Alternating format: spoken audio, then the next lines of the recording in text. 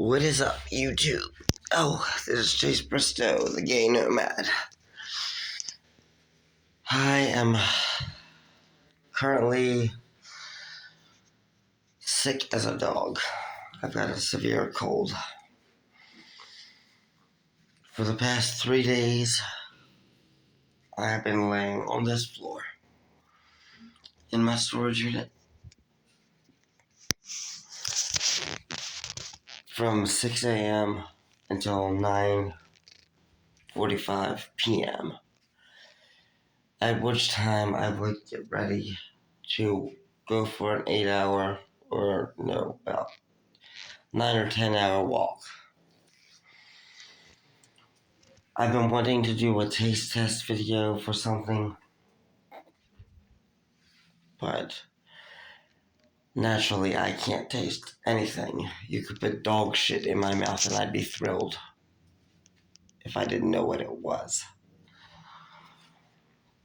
So, I've been trying to figure out what to do while I'm recovering from this terrible, terrible cold, going between 9 to 10-hour walks at night and sleeping on a concrete floor during the day.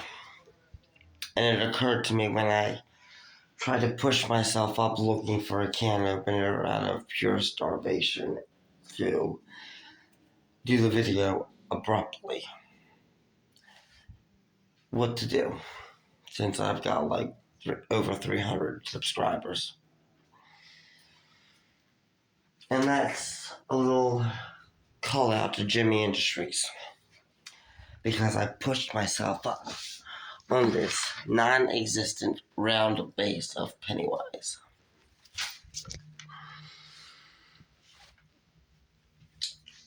And it hurt my hand like a son of a bitch. Like, I don't know, it must have struck a nerve or something. In more ways than one, it did. Jimmy, you need to bring your collapsibles back. It takes 15 minutes to assemble one of these things. Which is fine. I don't mind assembling, but the collapsibles were so much better in quality. The fabrics, the materials, everything about them was just amazing in quality. You have these things which have poles, you have to assemble them, you have to put their clothes on them. Total bullshit. When back in the day, all you had to do was pull them out of the box, remove the pins at the bottom of the base, and push on their shoulders, pull them up to full size, and their head would be in a plastic wrap between their legs. You pull the head out and stick it on and plug them in, and you're good to go. So how is this efficient, Jimmy? How is this efficient that these things are allegedly much better than what you had? For Christ's sake, this guy's got, doesn't even have real hair. His mouth doesn't move. And I had to spend 15 minutes putting them together. Had it been back in the day with the collapsibles, I'm sure his hair would have been real, his mouth would have moved, and he probably would have had a lot more movement than what he has. Maybe torso movement, I don't know. And while I'm at it on this tangent about Jimmy products, they need to they're sitting on a gold mine and they don't even realize it. With the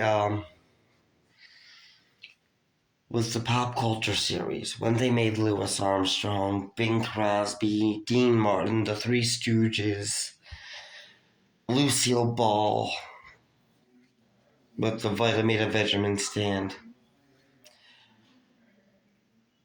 why not take those pop culture series and make them life-size?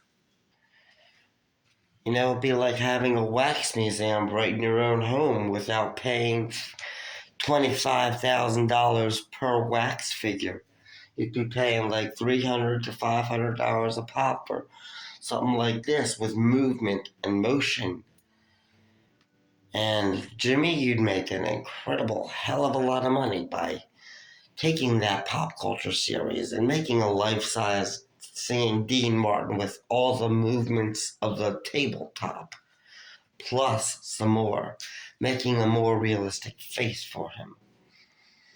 If you can make a realistic Anthony Hopkins with Hannibal Lecter's audio, then why can't you make a life-size Lucy doing the Vitamita Vegemin skit? I mean, you made her tabletop, you can make her life-size. No, come on, Jimmy. Use your head a little bit. Use your heads for more than a hat rack. Bring back the collapsibles and get rid of the poles, or at least, for goddamn it, the hell's sakes, bring the pop culture series back. That way I can have Louis Armstrong singing Hello Dolly up in here, all 6 foot of him.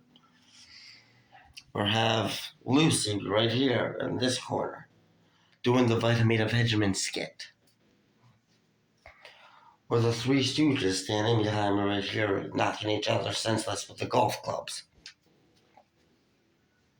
Dean Martin, 6 foot, right there, singing That's More. Come on, bring back the pop culture series. You'd make a killing for fans like that. While you're at it, why don't you do Jay Black singing Cara Mia? And that's a shout out to my best friend and pal and confidant, Anthony.